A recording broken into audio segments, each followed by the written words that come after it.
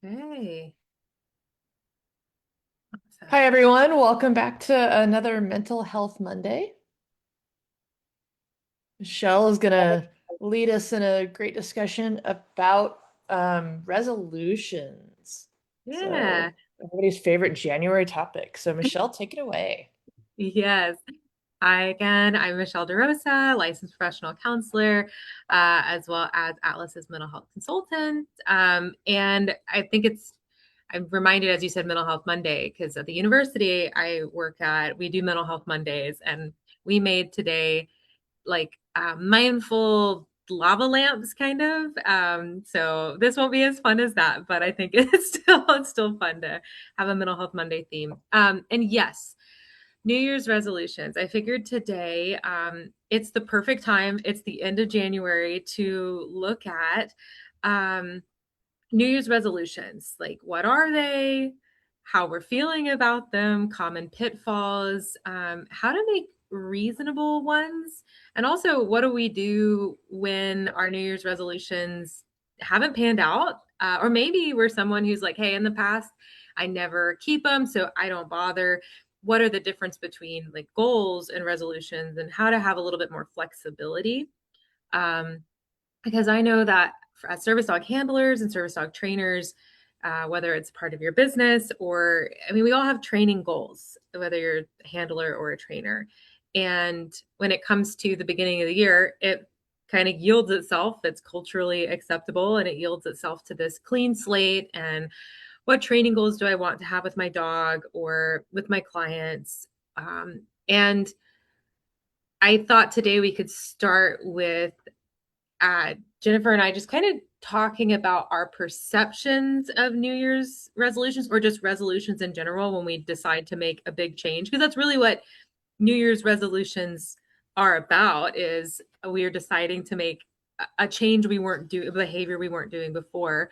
And kind of starting by sharing with our own personal lives what we've heard about New Year's resolutions, what we believe about them, whether our New Year's resolutions have been successful in the past, and maybe why or why not. So, Jennifer, I don't want to put you on the spot if you want to share first, if you're inspired to. I honestly actually don't do New Year's resolutions. Okay. Um, so, I think I used to once upon a time, although I definitely look at each year coming in with the sort of attitude of like, okay, what am I going to do starting in the Mhm. year? Um, And so there's definitely things where I'm like, okay, when things calm down after this month or things calmed after this month. Yeah. So I know one of them for me is getting us back into a good exercise routine. My dog is Mhm. now retired and can't do the kind of long walks and hikes he used to. Yeah. And so it's, he gets lots of short walks, but, Yeah. kind of looking at what I need for me. Um, and so that's one of the things that I'm kind of looking at. How do I work in a little more me time into Yeah. my life, and not always just say yes to absolutely everything, to help other people. Yeah. And so I think that's just one of them for me, but otherwise it's, yeah, just trying to get a little more balance. Yeah, what's the difference between, and maybe it's just pedantic, maybe it's just the words. So what's the difference for you between resolutions and goals? Like you're like, I don't do resolutions, but I do think of new changes. I think maybe for me It's a they're loaded not, word. it is a loaded word. And Mhm. I think for me, I treat it kind of informally. It's not a Yeah. I will do one, two, three, four. I haven't Mhm. formulated a specific list. It's more Yeah. kind of looking at, okay, over time, year to year, month to month, what are common themes for me that it would be healthier for me to change? Yeah. And so the year isn't as much of a demarcation point for me, especially with helping with a nonprofit. This time of year is crazy busy. Yeah. Um, but it's I think more just looking at, okay, what, as some things calm down as we get out of kind of December, Hmm. January, is hopefully some things calm down. Yeah. What can be some new routines? I am one of those people that inertia is just not my friend. It is very Mhm. hard for me to start new routines. Once I get Yeah. into them, I do well with them. Yeah. But I recognize that about me, that it's hard for me to build new routines. So Yeah. figuring out kind of ways to make that easy to be Hmm. successful, um, and have it fit in well with my life, my dog, Yeah. my, everything else going on. Yeah. Because I really appreciate how there's flexibility in that. And I think that that's kind of some of the reframe of, and the reason why we're talking about this today is because resolutions is such a loaded word. And yet, in some way, we either have tried in the past or we've felt pressured, or maybe even now it's like, I'll try it again. Or maybe there are some listeners out here who are like, I love resolutions and I'm wait for it every year and I continue on, and they have a really good pattern. But Jennifer, I'm the same. Inertia is really hard. And I think that's also just very human for a lot of us, that starting new activities or neural pathways have to be stretched and grown, Mhm. has to be created and practiced. So traditionally, New Year's resolutions are about like starting fresh, starting new, identifying the change and what you need to be, what you want to have different. And um, I think societally, there is almost this inflated sense of pressure. I know when I was thinking about like, what could we talk about? Um, when there's, when people talk about New Year's resolutions, you either like love it or hate it. And in my life and what I mean, I hear it everywhere. Like the first year, what are your New Year's resolutions? And then Yeah. at work, what are your resolutions? What do you want to change? The growth plans. It's, January is the first month of the year, so everything kind of rolls over. We have a new year, um, and I imagine that a lot of us in the service dog world carry some of those expectations of new year, new you, or um, a fresh start, or maybe like I want my dog to be fully trained or ready to go public access by May, or all of these intense expectations, or even in chronic illnesses, I want to Yeah. have fewer symptoms. I want to these certain types of goals. I want to feel more independent this year. And I like, Jennifer, how you mentioned that for you, what's the difference between these goals and a resolution for you? It softens it up to more like your values or intentions rather than this like pass or fail contracts. Like I have Right. to, yeah. Does that sound kind of what you were? Yeah, it does. And so I'm curious, what is that for you? Yeah. Um, I have been in my life really, really guilty of doing resolutions all the time, where New Year's is convenient because it's the start of, so it feels good. There's lots of planning and I'll buy planners and I'm ready to like redo my whole life. But honestly, it's an indication for me when they're like, I'll do that a lot where it's like 3 a.m. and I'm like, okay, starting tomorrow, I'm going to meal prep and I'm going to, get up extra early and do all this extra stuff. And for like dog training, I'm going to have all of this planned. And um, they inevitably they fail. There is that pass fail contracts in the past. I've had lots of like guilt or negative thought spirals of like, why can't I just get it together? Other people are doing these resolutions, or other people. I think that has to do with just the way that some people's brains work too, that maybe Hmm. sticking, you said it, inertia, but maybe some people's brains really do work that way.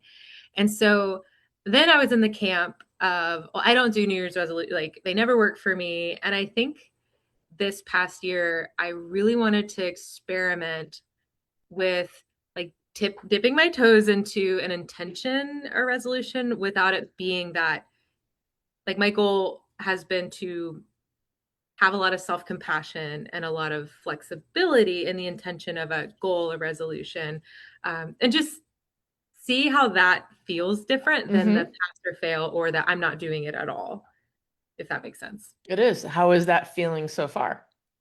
Well, um it has been, and I think another reason why this is, it's such an interesting topic to me is it's because if I think about one of my goals, and the goals was to be compassionate to myself when things change, or like the training goals, I want to do more public access practice and work, I haven't been able to. It's been, if you think of January 1st to the 26th, haven't been able to, haven't really been able to do any of the specific things, like some, but not the specific things that I've written down, which gives me the opportunity to try the other piece of it, which is reevaluating. Was that too rigid? Did I have a too specific of a goal? Is it okay that it's January 26th and I haven't gone and taken my service dog and training out for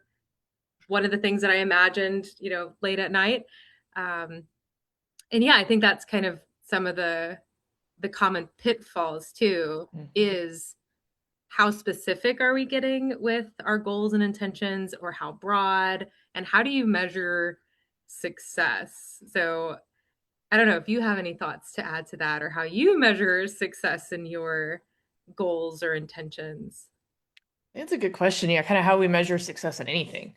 And I Yeah. like that being compassionate for yourself is one of your Mhm. goals because that Mhm. kind of gives you a way to still like, okay, if I'm doing this and not beating myself up, then I'm Mhm. meeting some of my goals. Um, I think for me, looking at it in very little tiny pieces Mm. and giving myself credit for any little movement, just like I would my dog if I'm shaping something, Yeah. giving myself credit for any little movement in direction, Mhm. um, and not, kind of trying to not beat myself up if, oh, I didn't feel well or something came up, right? Mhm. And I think that's definitely something that a lot of us who live with disability or chronic illness Yeah. feel a lot of, as you mentioned, guilt or Mhm. judgment Yeah. of why didn't you accomplish more or why didn't you do more? Mhm. And I know I put a lot of pressure on myself of why didn't I get more done? Why didn't I, in whatever case of help these Yeah. other people or, and so I think for me, it really helps to just allow tiny, tiny, tiny little victories, if you want to call them that. Yeah. Um, and not try to relieve the burden on myself of like, okay, I haven't figured out a 3 day a week exercise routine yet. I Yeah. haven't even figured out what exercise or where to go or what to do. Yeah. Um, but it's like I am, starting to think about it, Yeah. and starting to, so it's like, but I still go on a walk every day with my dog, Yeah. right? Yeah. And so it's still looking at, okay, what can I celebrate? What motion can I celebrate toward things, of like ultimately, okay, what else am I doing that is helping reclaim some of my life? So for example, I spent a lot of time helping others. I signed up for a couple like a dog training cognition class that was really interesting. Oh, that's cool. And I'm a sailor, so I signed up for a different sailing safety online Mhm. thing. And but now I'm having to fit all that time in to do that homework. However, Yeah. it's still something for me. And Yeah. so, I'm kind of looking at it that way of I'm still I'm adding a little more for me. Yeah. Yeah. I really like that. I like how you said like little bite-sized, small, because it highlights the pitfalls of when we're trying to make resolutions or goals, or if we even take New Year's resolutions out of it, but sudden like, okay, something needs to change, or I want to achieve this. Um, Saying, okay, imagine if you're like, I'm going to do a 3 day, 3 days a week workout routine. And because you haven't figured that out, just either toss it out the window, or the opposite. We make so broad or specific, like broad being, I'm going to, you know, like mine might be too broad. I'm going to increase my public access practice. It might be too broad. What does that look like? How many days a week is it? What, or it might be too I'm going to go every day. Like, well, that might not be realistic. And I think some pitfalls to having realistic or self-compassionate, or as you said, those moments of victory that really measure change, is because of self-comparison, maybe, or not Mhm. having specific, but maybe sometimes too specific goals. And something that I has been helpful for me is reminding that, okay, dogs aren't projects, they're living, breathing individuals, and I'm not a project either. Like, I'm a living and breathing, and I have my own needs. And both things are going to fluctuate. Um, and social media is not a very good like reflection of that accuracy. I don't know if if that's ever Yeah. been for you. I know I hear a lot just in my work where when people are trying to make change, social media can be an inspiration, but it can also be a huge trigger of like shame or Yeah. like stressors. Yeah, I would say that it's more, yeah, stressors, Yeah. especially these days. You saying something about public access made me really think in terms of, and thinking in bite-sized pieces. A lot of times when we're working with clients where either they have really, limited capacity to be out and about, or they have severe social anxiety, Mhm. what I've found can really help people is, rather than something broad like I need to go do more public access, to Right. give a little tiny little goal. Like, so today's goal is you're going to drive to the parking lot and you're going to sit in your Hmm. car, and you and your dog are going to just open the door and stand in the parking Yeah. lot for 5 minutes and go home. Yeah. Or you're going to go to the store and your goal is to walk in the store with your dog and walk to the back wall, touch it, and leave. Like, Mm. sometimes Hmm. giving these tiny little goals Yeah. helps get over that inertia and scariness of the big Yeah. goal. Yeah. It's the process, not perfection or part of the process. I really like that. Yeah, that's perfect. And so condensing that or like distilling that to a New Year's resolution might look like instead of my dog is going to master public access or I'm going to do more in public access, it could look like we'll build confidence in one space at a time or um, you know, maybe more process driven than specifics. Yeah. Oh, sorry. I don't know if you hear my banjo hacking after he chewed up a bone. Yeah. So, do you encourage or do you suggest that people with those specific skills like write them down or keep a journal? Or is that something that you do to keep track? Like, how do you keep track of your progress? I am not a journaler, but I Mhm. know some people are, and I think it's really individual. What helps people to track our progress. For me, it's just kind of in my head, Mhm. um, depending on what it is. Mhm. But it also could be, yeah, tracking in a calendar. Yeah. Usually the calendar for me is more of a you have to do this versus a you have done this.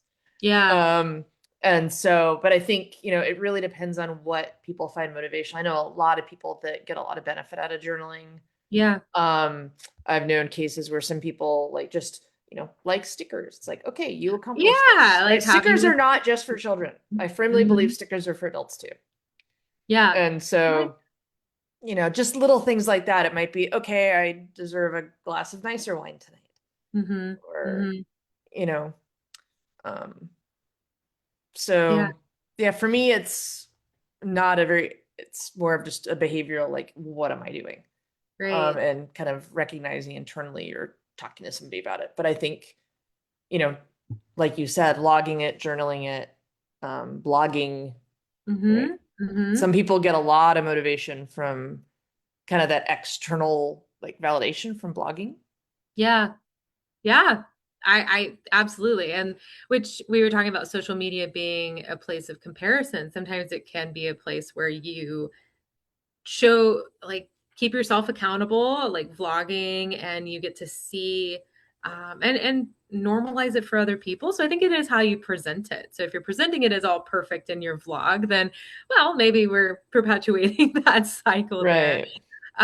But yeah, like you mentioned stickers. I love encouraging people to use visual aids because it does something in our brain with our dopamine receptors and serotonin receptors. And something else that I like to encourage is, and you mentioned like processing or telling someone, but really like send a text to a friend or a partner like this is what I did today. I'm so proud of myself. And it might seem silly, but even if it's something small, it really does give that feedback to our brain and that biofeedback that that was an accomplishment. It makes us feel good. It makes us more willing to do another good thing. We're very similar to dogs in that way of shaping our own behavior. Um, and that positive movement. So whether it is, and I will do this to keep my momentum going, is maybe I already accomplished, like I wrote a task list of like what I wanted to get done today. Um, but I did something already. I'm still going to write it on that list. Like I say, I did it earlier and cross it off Yep. because it gives me this. Yeah. I do that. Yeah. I do keep Mhm. like short-term task lists. There is Yeah. something really satisfying about crossing things off. Yes, yes, there is. And for those of us who might have some neurodiversity, such as ADHD and autism and other areas of that, our brains, it's not often like that when we complete a task by itself that we get the same amount of dopamine or serotonin that maybe someone who doesn't have the same kind of brain as us does. So often when we complete a task, we're saying, oh, finally, I can't believe it took me so long. Like, what was wrong with me? Which doesn't feel good to our system. So, giving, like, really challenging ourselves to no matter how small, instead of going, well, that didn't take long at all. What was wrong with me? Versus, I did complete it. I'm glad I advocated for my needs, or, yeah, it didn't take as long as I thought. So, I'll make a note of it for the future and something positive that encourages us, because that self talk is really, really important, especially for measuring those small victories. Which why would we have a New Year's resolution at all if we're not trying to have like a more positive change? Right. No, that's a good point. And I think it can end up being something where we block ourselves, that Yeah. kind of judge ourselves so much or don't give ourselves credit for what we have Mhm. done. Yeah. We don't see that. Yeah. Last week at the university, we did a workshop on Rest is Resistance. It's a book Mm. by, yeah, you've heard of it, Trisha Hersey, about like in inherently, we all deserve rest. Inherently, our worth is not tied to productivity and values. And so I think it's kind of ironic. I'm talking about like New Year's resolution and being productive, but I think that New Year's resolutions and our goals for ourselves can be, it doesn't have to kind of doesn't have to be synonymous with societal productivity in terms of like what other people see of us, or maybe our own people pleasing or the grind culture. It could be truly about our values and our needs. And rest could be a part of a resolution or a goal as well. It's a really good point that I think, especially for like, I know I'm definitely fall into the overachiever, do too much Yeah. role. Hmm. And so the doing less is actually a really hard goal. It is. Yeah. And so I think that's a really good point, that Mhm. kind of having goals that are not a product or something Yeah. that's not a product could be a really good way, especially, for Mhm. us, like, people that do have, kind of limited spoons and Mhm. Mhm. limited capacity. It's like we don't need pressure to do one more thing. Yeah. And Yeah. so, What if it's about removing one thing or taking away one thing? yeah, so I like that. I like that thought a lot. Yeah. Yeah. And earlier when you were like, well, how is it showing up for you with your resolutions? I'm like, I really haven't done a lot of what I've planned. I've tried to be intentional, and it's hard because I'm also someone who wants to do a lot of things and wants to do them all really well, or I have a hard time saying no, or not feeling like you're not doing enough, and rest is can be difficult. But I'm trying to change my language, instead of like I haven't or I didn't, to I'm planning to, or I'm exploring adding more of this, or I'm practicing. Because even that language, noticing, catching myself earlier, like, yeah, I haven't been doing that. Is I mean, it's January. Like we have, if we Exactly. think You've about a got New time. Year's, yeah, you is a part of the goals or resolution doesn't have a time limit. Like maybe that's kind of part of the what happens when resolutions aren't flexible enough. Are they realistic? What happens if you say you want to do something 3 days a week, but maybe it's the 3 days a week stuff really starts after 6, 7, 8 months, but you can keep that consistency after that. But imagine if you didn't get to that space in 6, 7, 8 months. um, that would be, that would be something that would be kind of sad that you didn't. stick it out because of that self, like, well, I didn't get it in January or February, so I'm probably not going to do it at all. And I think that's a really common thing that happens. I think especially when we set like kind of, as you said, kind of rigid Mm-hmm. or too hard of goals, or we're like making goals Yeah. based on what we think societally should be making those goals on versus Yeah. what's actually good for us. Mm-hmm. Mm-hmm.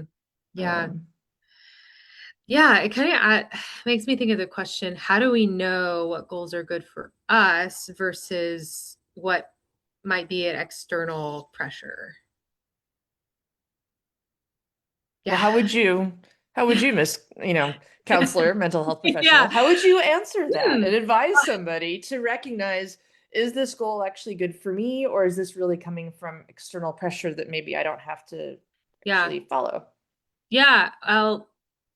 One thing that comes to mind is my body will tell me. Like when a goal or when we're thinking of something to do and we have feelings like dread or anxiety or resentment or exhaustion, like our body's exhausted, that might be something, those all those things might be something to think, okay, what am I doing this for? Who am I doing this for? And why? Does it align with my values, or does it align with my expectation of myself or others' expectation? So for me, that would be a pretty clear indicator. And it can be really hard to check into those processes because it's so tied into maybe into our self-worth. Like doing less means I'm not as productive, which means I'm a bad employee or whatever that is. It might be really hard to tie together. I'm so exhausted and tired to maybe this isn't sustainable, and maybe um this isn't working. What about That's a you? Yeah. Yeah, my body definitely screams. Mhm. One of my, actually, if you want to call it resolution, one of the things that I have been holding to, like Mhm. about a week and a half ago, I'm like, okay, I'm going off coffee for a while. Yeah. Because I definitely have some gut issues and coffee exacerbates it. Yeah. And I've gotten to a point where I was back to like a couple cups a day versus the maybe I could have a cup every now and then. I was like, Yeah. nope. And I love the flavor. But it's like, Yeah. okay, each day I'm like, no, I'm not allowing myself to have any coffee. I'm Yeah. helping my body. Like I Yeah. can feel like it's sort of like I want to go long enough that I can feel it in my body Yeah. that I feel better. And I Yeah. am feeling better. And so I think that's part of Good. for me, like it's like, no, I haven't waited long enough Mhm. to like kind of break this habit. And Mhm. so I know like that is one thing that I'm doing right now. And it is very much tied to how my body feels. Yeah. Yeah, and so in the example you gave is how you know something is right or working is it it aligns with, like, it makes you feel better, and it might be difficult, and there's probably a part of you that's like, oh, but I really want this coffee, but you're asking yourself, why is it worth it to have this discomfort? um yeah. Yeah, Yeah. and it's a little thing, but it's Yeah. just something that I'm like, okay, let's see what I can do. My body's like upset at me in many different ways. And I'm like, Yes. okay, let's Yeah. see what are some small things I can do to improve some of that. Yeah, absolutely. It's when I'm working with people who um might have really high rigidity of like patterns and routines that they want to have, or so it's an all or nothing. Either I'm going to do it and I'm going to do it correctly 7 days a week, or I messed up and now I'm not going to do it ever again.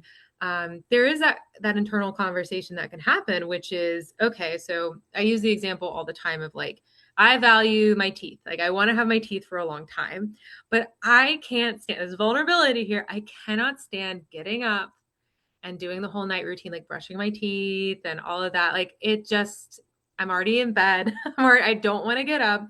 And it can feel really irritable, uncomfortable. So I might just be like, well, I'm just going to lay in bed. I'm going to pretend like I don't remember to brush my teeth. And is that like harmful in like, for me, maybe not right now, but it could over time. If I value my teeth, I value my dental health, I value all like the health things, I'm not living within my values, and I'm going to reap the consequences of that potentially. Um, so what that internal conversation for myself would be like, oh, I need to get up. I need to go to the bathroom and brush my teeth. I might ask myself like, okay, there's a real big reaction I'm having here that I just don't want to. I'm feeling irritable, feeling frustrated. I might be feeling like out of control, like especially if somebody has like neurodivergency, where there's like a PDA profile, which is the pathological demand avoidance. So you're feeling like you have to, and then it's just a whole nasty feeling. I might ask myself, okay, what's the worst like what's going to happen? I'm going to feel not fun standing in front of the mirror and 3 to 5 minutes doing this, but is it going to hurt me? Let me check my body. Am I sick? Like, would me getting up, like maybe I have a flare up, maybe actually getting up would cause a lot of pain and a flare up. So maybe then I would like opt out and have the flexibility to say, not tonight. Like, it's okay. I'm going to give myself this grace and I'm not going to shame myself or judge myself. But if there's not something that's going to harm me, maybe I'm not sick and etc., then can I survive that? Can I survive the irritability or like that feeling there? And 9 times out of 10, it's like, yeah, I can survive that. And I get into bed and I'm like, I'm glad I did. My teeth are safe for another night. Maybe I have another 6 months of teeth in my head when I'm older. But that's kind of what I hear you of being able to sit through some of the more difficult like processes of learning and like behavior changing. But that's like an example I give all the time because there's a lot of things that we don't want to do, but they're a part of our values. And it doesn't mean that like we shouldn't do them. It just means that, yeah, there's some things that kind of get in the way. And is that okay? Can we handle the discomfort? And I think it's harder when there's not immediate repercussions, right? Yeah. So like with my ulcer, I'm at the point if I drink coffee, I am extremely nauseous. Yeah. So like I have an immediate consequence. For Yes. you, if you don't brush your teeth at night, you may not notice anything for Yeah, years. for years. Yeah. And so it's really hard when there's not an immediate obvious consequence or immediate like Yeah. or even I think that's the same is true of things like exercise and whatever when you Hmm. don't see an immediate change in your body or don't feel different right away, like it's Yeah. hard to feel motivated. Yeah. And so, you know, Yeah. And I think with like these resolutions or goals for dog training and being a facilitator, I think there's that balance too of we want something that is rigid enough to where we're not we don't have the heat of change or our values like why is it worth it to make this change. We also don't want them so rigid where we're setting ourselves up to failure or burnout for ourselves. And again, we're including dogs in this too. Like, I fully believe, and Jennifer, you can speak to this more than I can, I fully believe dogs can get burnout. oh And yeah. yeah, do you have an example of dog and burnout? The ones I've seen, hi cat. The ones I've seen where that is the most obvious are Mhm. psychiatric service dogs, Yeah.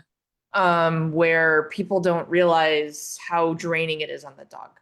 And Yeah. especially if somebody starts working with somebody in a service dog when they're fairly young, Mhm. and starts expecting them to handle like doing deep pressure therapy or things that may not seem hard. But if a dog is 6 months, 9 months old, and you're having all Mhm. these emotional feelings, the dog isn't very mature yet and isn't prepared to Mhm. handle that.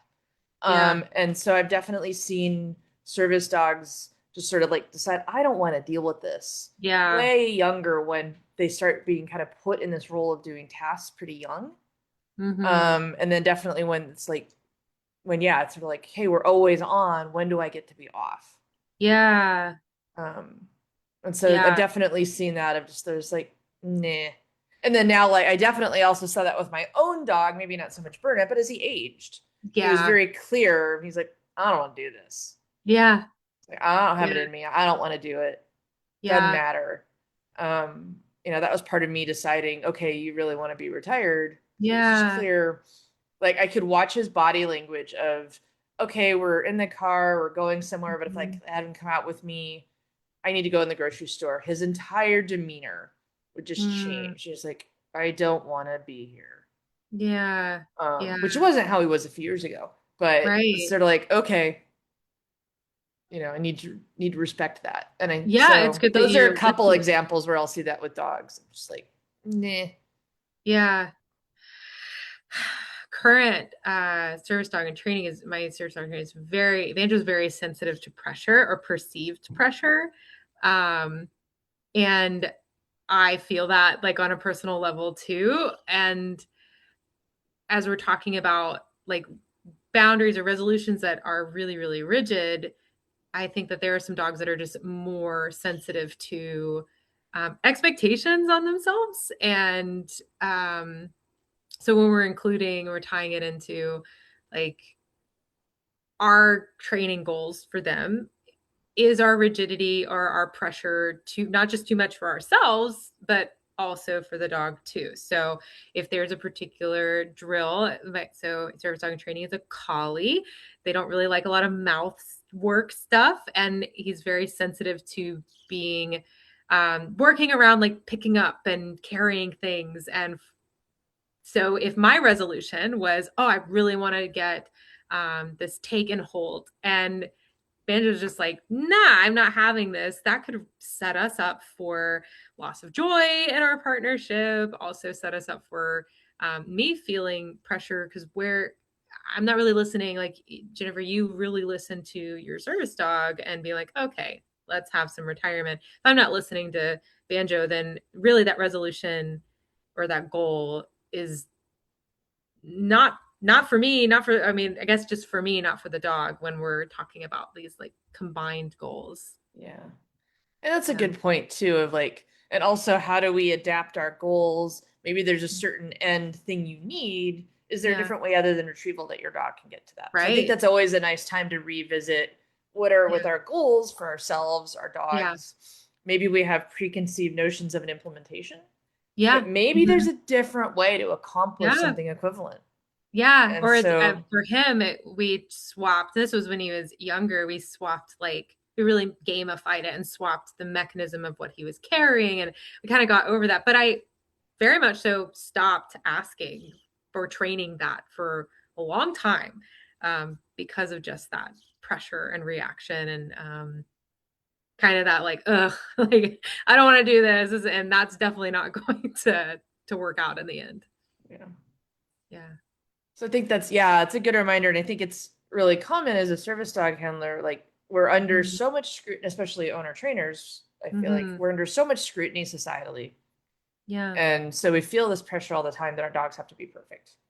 Yeah. And kind of giving, and so that means, how much are we training? What are we doing? And there's obviously certain things we need them to do reliably for Mm-hmm. us, and to be able to do reliably in public settings. But where can we give them some grace and room? And where Yeah. can we, sort of like with these goals, where can we give ourselves that grace and room? And so Yeah. I think it's an interesting kind of in this topic of how do we have, it's like, okay, there's something I want to accomplish. Can we make that a little, if that's how your brain works, can we make that a little softer and fuzzier? I know that doesn't work for everybody.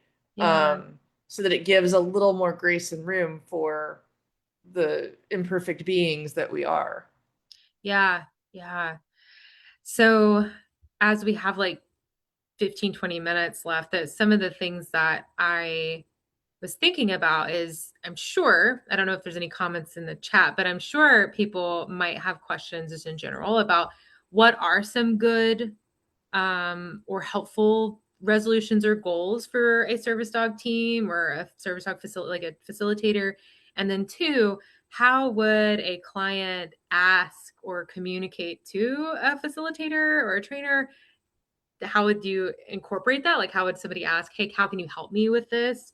And then also maybe how a facilitator could encourage or suggest to their clients, hey, here's some, have you thought about having these goals? Or, um, so yeah, we can start on one of those. Yeah, I mean, I think some of that comes down to like kind of anything. Maybe Yeah. they're not like resolutions, but like, hey, what's your Mhm. training plan this week? Yeah.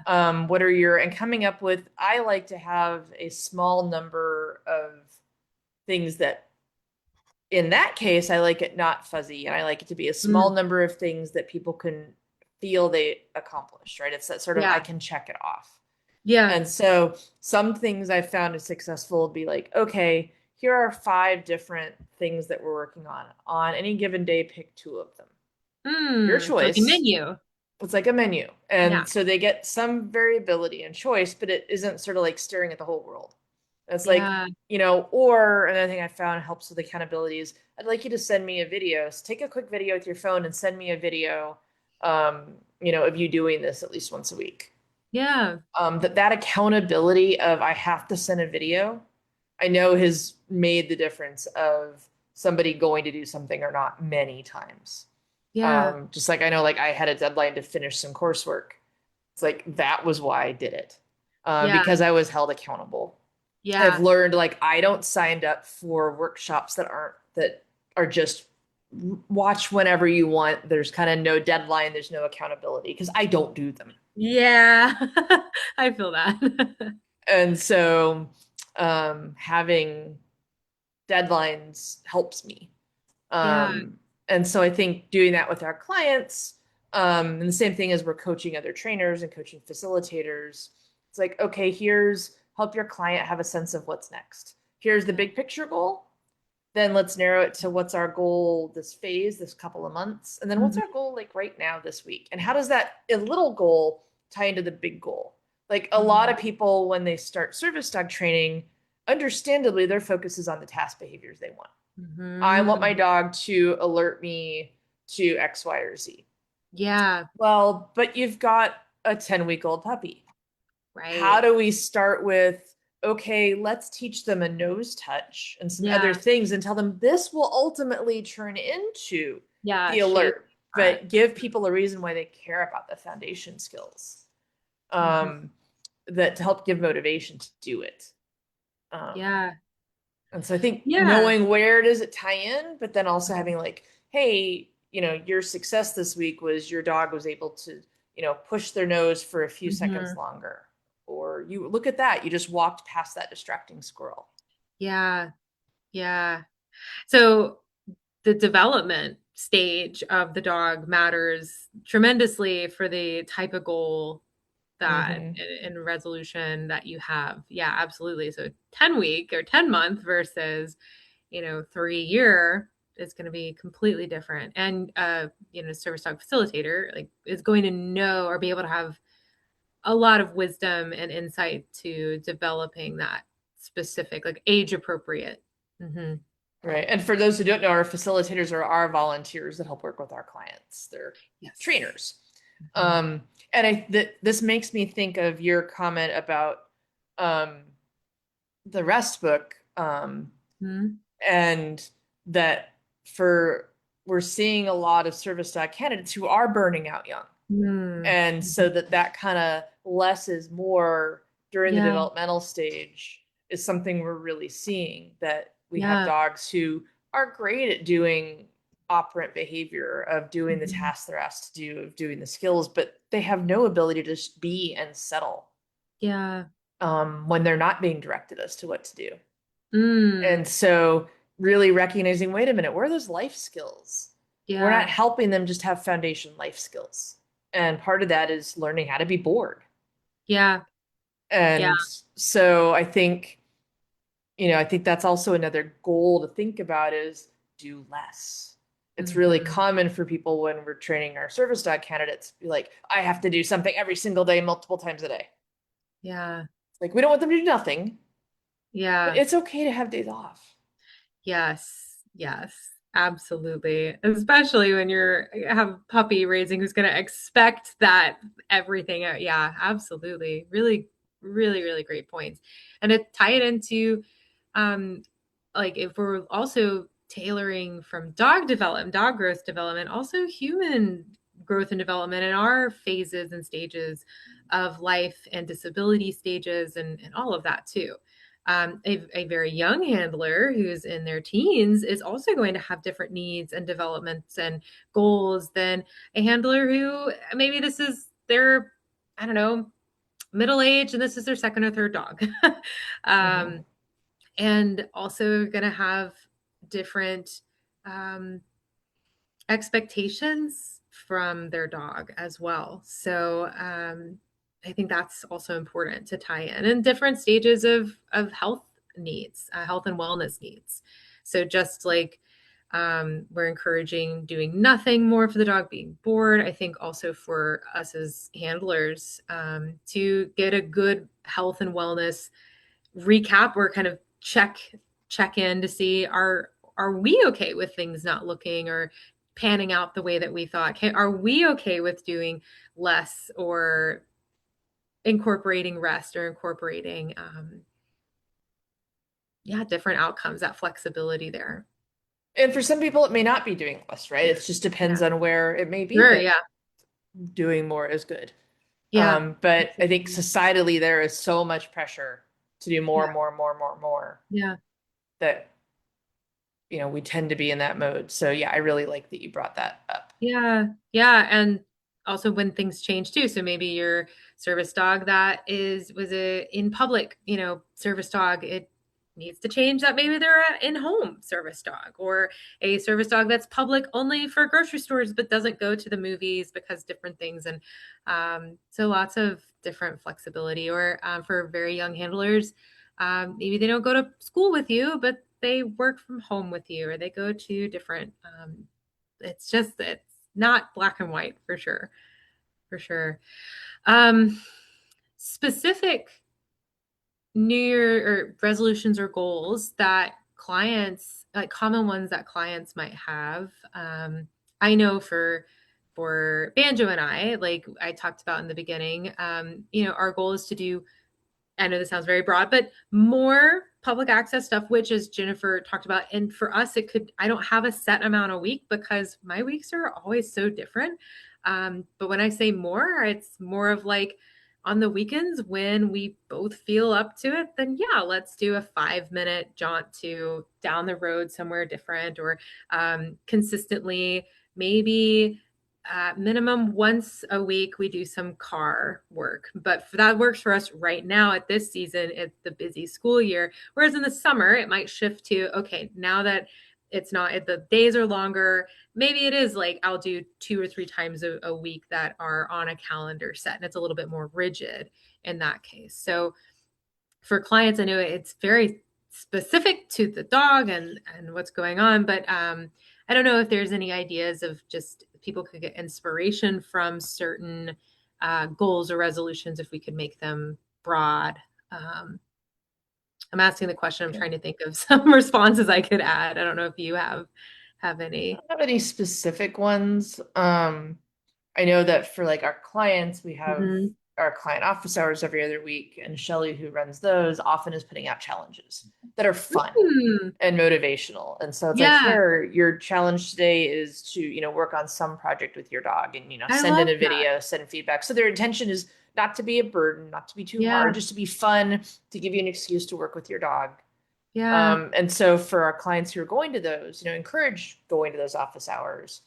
But doing just having those, I've known other people that really enjoyed like online, like, and this was a positive social media. It was a yeah. Facebook challenge of train something with your dog every day and send a picture. And I they love found that it. incredibly motivating. Yeah, Um, and so I think just, kind of looking at what gives you, right, that dopamine, what gives you yeah, that positive mm, response. Um, and then figure out, okay, how do you get more of that? What helps yeah, keep you accountable? yeah, Um, and, but I think also, not being too hard on yeah. yourself and your dog. Hmm. Um, you know, letting them have the space and time and you have the space and time you need. Yeah, I really like that. And I think the only thing that I could add to that is setting yourself up for like success in anything that your goal is to be. So when we talk about not setting too hard of goals, like, yeah, are there challenging things that we need to learn that's going to be difficult or it takes time? Yes. And we can break it into bite size pieces with our dogs so that, just like Jennifer said, instead of going in and having this whole walkthrough at the store, you go to the back wall or you just stand in the parking lot for 5 minutes. And I think that working with your trainer or facilitator would be very helpful to break down the goals into bite-sized pieces.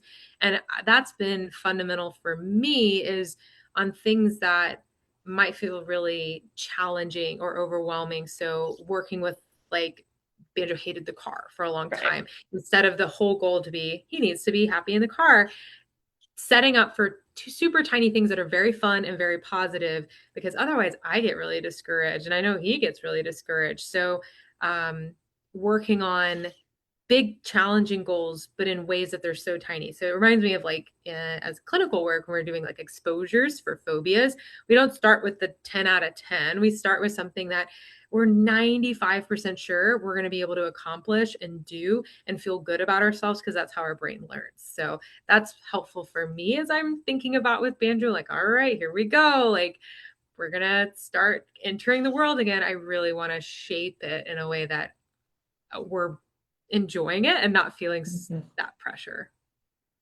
I think that's really important that like training should be fun Mhm. for Mhm. both you and the dog. Yeah. And it can be a game, it can be playful, it can be silly. Yeah. You can accomplish serious skills in a Yeah. fun, silly way. And I Yeah. think that's probably true for lots of things in life. Like that, Yeah. there's a reason gamification is such a thing now.